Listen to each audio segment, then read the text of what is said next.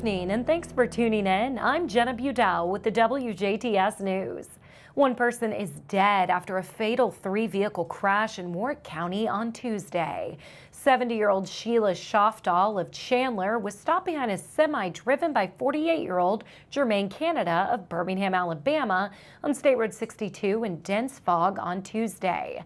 44-year-old Verna Knapp of Washington was pulling a utility trailer eastbound and failed to see the traffic stopped at Epworth Road, rear-ending Schofdahl and pushing her into the semi.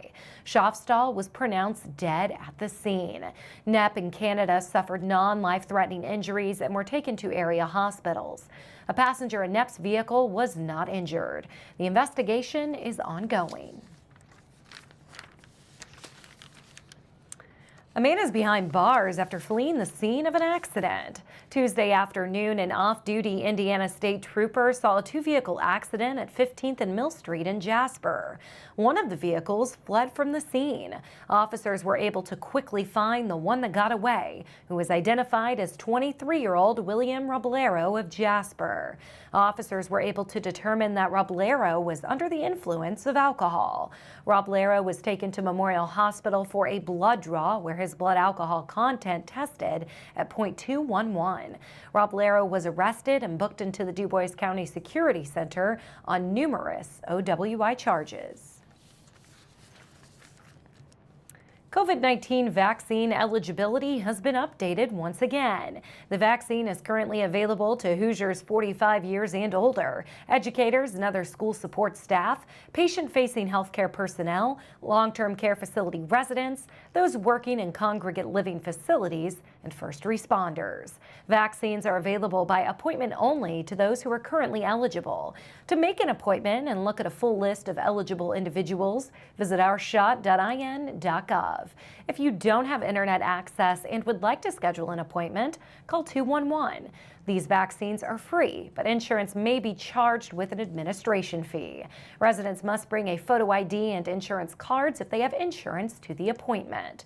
Please do not arrive until your scheduled appointment time. Residents are still able to be tested at the Rexer Golf Course on South Clay Street in Jasper.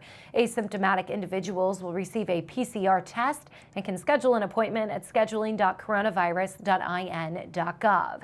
Symptomatic individuals will receive a rapid test and can register for an appointment at Dubois County Testing. If you don't have an internet access or have questions, call 812-329-0523 and leave a voicemail. Dubois County is lifting some of its COVID-19 restrictions on social gatherings. The county transitioned into a blue advisory level on Wednesday afternoon after seeing several weeks of daily case counts in the single digits. Social gatherings and events are strongly recommended to have no more than 250 people.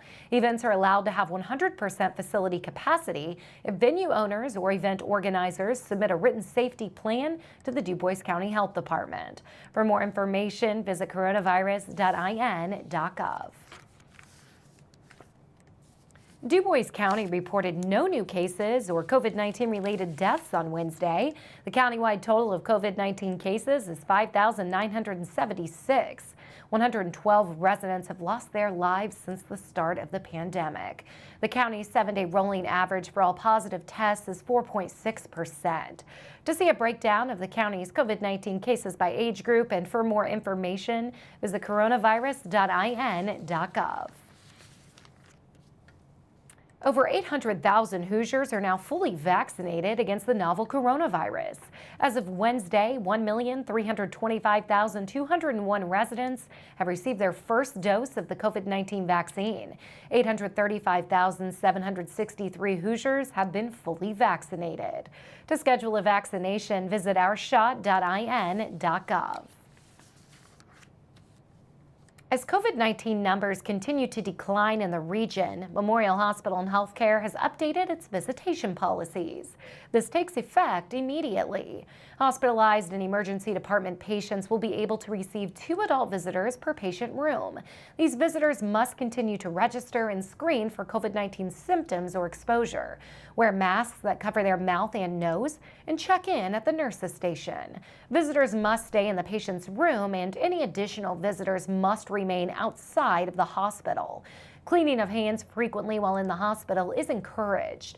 Previous visitor restrictions will remain in effect for patients in isolation, skilled caring center, inpatient rehab center, Caring Hands Senior Services, and Memorial Hospital's outpatient clinics.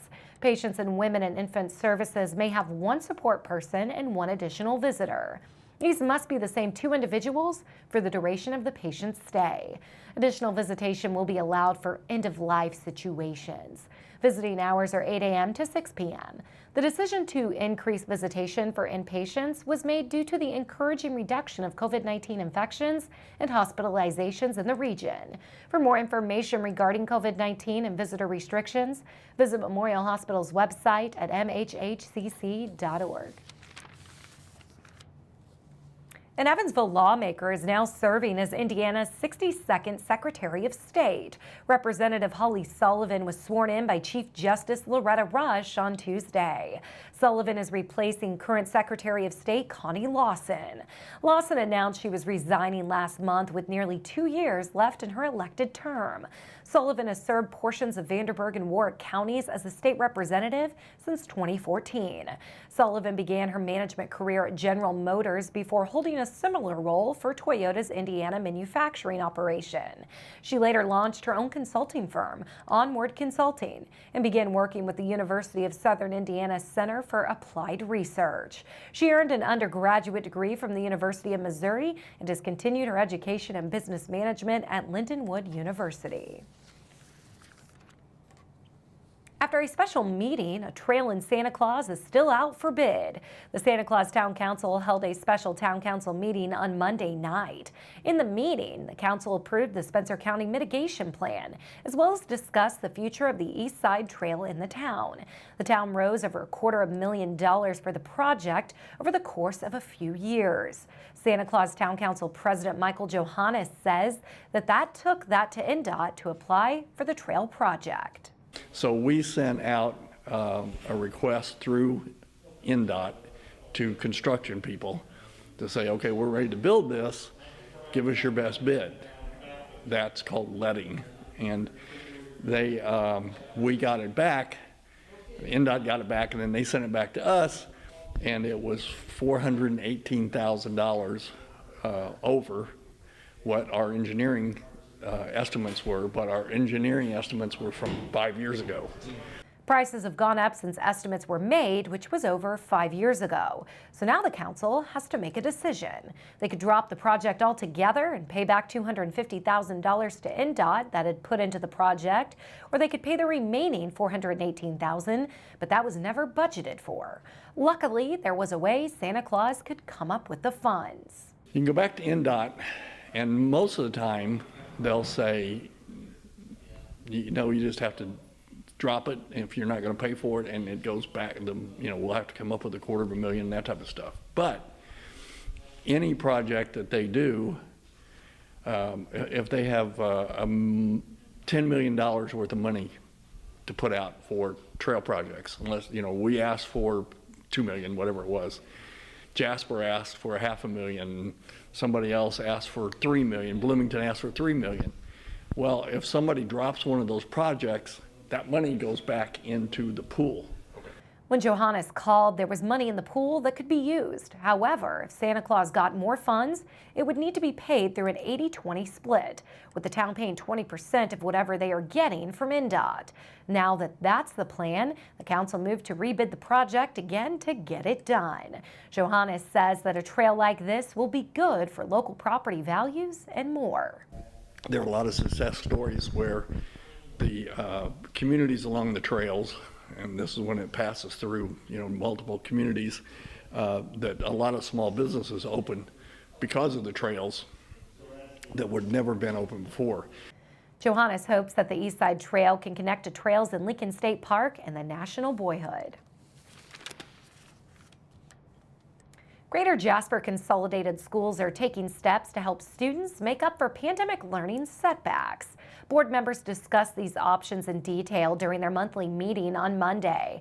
Director of Curriculum and Assessment Tina Fox says the schools plan to offer traditional summer school in person. Board members also approved to offer self-enrichment programs this summer. These will give students the opportunity to learn skills like cooking, personal finance, time management, and more. Fox then asked for the board's approval for the Jumpstart program. This will be offered at Jasper Elementary and Middle Schools and at the Ireland Elementary School. The board also approved giving 8th graders the opportunity to earn high school credit in PE class. Next on the agenda was an update about the 5th and 10th Street Elementary School demolition. Crews have demolished about 40% of the existing 10th Street Elementary School building. Steftenagel Group Clerk of the Works owner Scott Steftenagel says their office is reviewing and processing submittals from the contractor. Demolition is expected to be complete by April 2nd. Parking lot construction will take place between April 5th and September 3rd. Demolition for 5th Street Elementary School started on Monday and is expected to be completed by April 30th. During this time, Steftenagel says they will develop and finalize the new parking lot layout and coordinate with Alumni Stadium for future improvements. Now stay tuned. Weather and sports are still to come on WJTS News.